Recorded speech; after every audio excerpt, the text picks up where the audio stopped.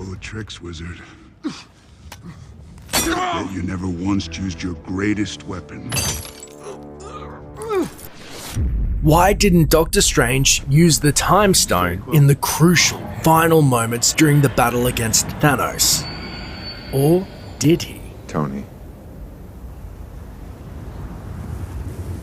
There was no other way. Fair warning, potential Avengers Endgame spoilers ahead. Whether you subscribe to fan theories of the Soul Stone being pivotal to undoing that fateful snap in Infinity War,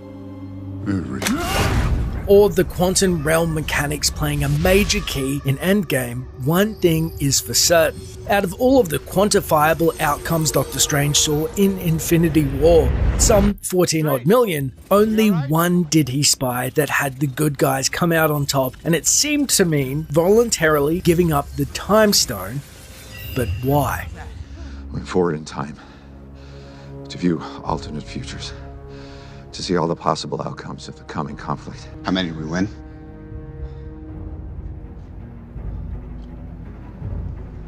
One.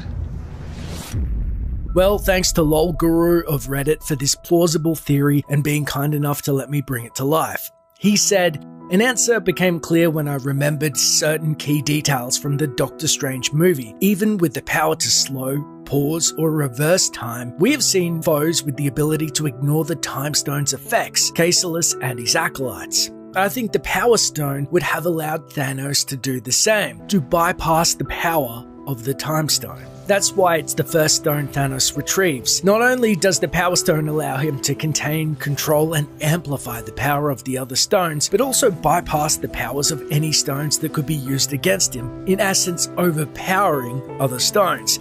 As we've seen, even the stones be overpowered.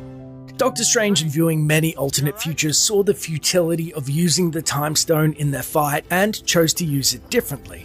Very differently. When Doctor Strange pulls the Time Stone seemingly out of nowhere, like Loki did with the Tesseract, and floats it over to Thanos to save Tony, we can see two unique elements to this transaction. The first is that the stone is glowing brilliantly. Normally, when any of the stones glow like this, it's because their power is being used. The second is that Thanos is unable to grasp the stone physically, but is instead grabbing it on what appears to be its aura. He even shoots Doctor Strange a glance over this peculiar phenomenon. Now, this kicked my fan theory senses into overdrive, and I've been trying to piece it together ever since. Before I can launch into this, let's talk about the unique properties of all the other stones themselves, not their powers, the properties each stone itself possesses. One to go. The Power Stone, so full of power, overloads and even destroys living beings coming into direct contact with it. The Space Stone is able to house itself within and propagate the existence of a fourth-dimensional hypercube on a three-dimensional plane of existence. That's what a Tesseract is. The Reality Stone doesn't have to remain a solid and can instead become a liquid, possibly gas or plasma, it's unknown. And the Soul Stone cannot be acquired without trading a soul. The Mind Stone has its own consciousness or can develop consciousness, see Vision.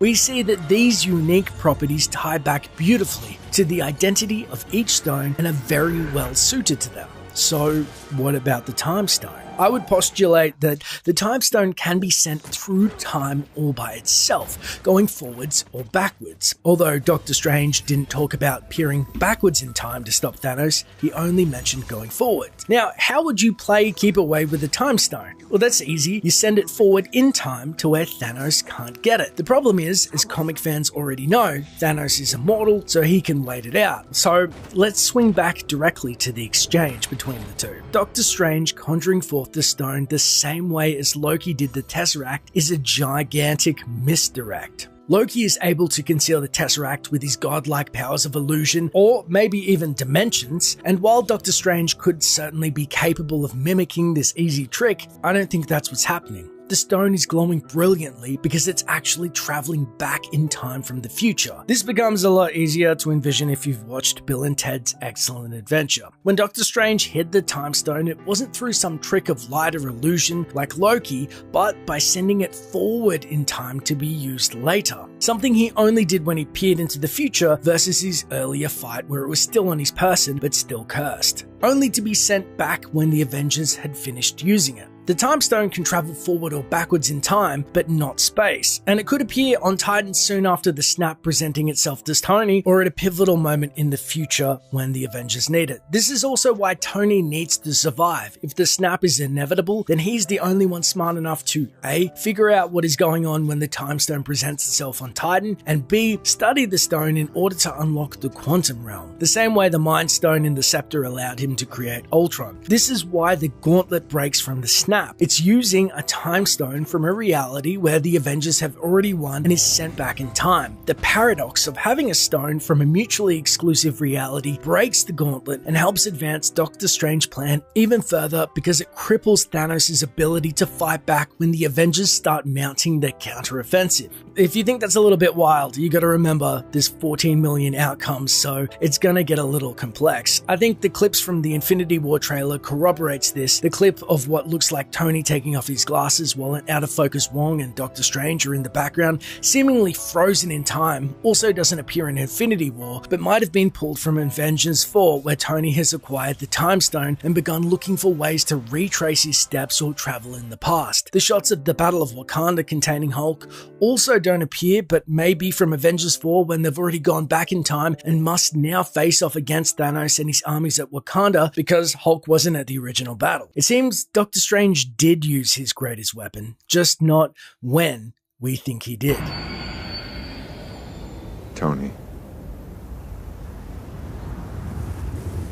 There was no other way. Hey, fellas.